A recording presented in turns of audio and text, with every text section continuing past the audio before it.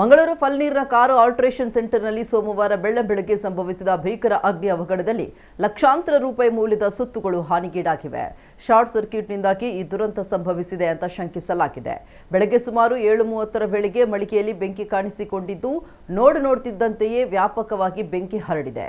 ಪರಿಣಾಮವಾಗಿ ಮಳಿಗೆ ಒಳಗಡೆ ಇರಿಸಲಾಗಿದ್ದ 3 ಕಾರುಗಳು ಬೆಂಕಿಗೆ ಆಹುತಿಯಾಗಿವೆ. ಅಲ್ಲದೆ ಮಳಿಗೆಯಲ್ಲಿದ್ದ ಬೆಲೆ ಬಾಳುವ ಎಲೆಕ್ಟ್ರಾನಿಕ್ ಉಪಕರಣಗಳು ಮತ್ತು ಬಿಡಿ ಭಾಗಗಳು ಸುಟ್ಟು ಕರಕಲಾಗಿವೆ.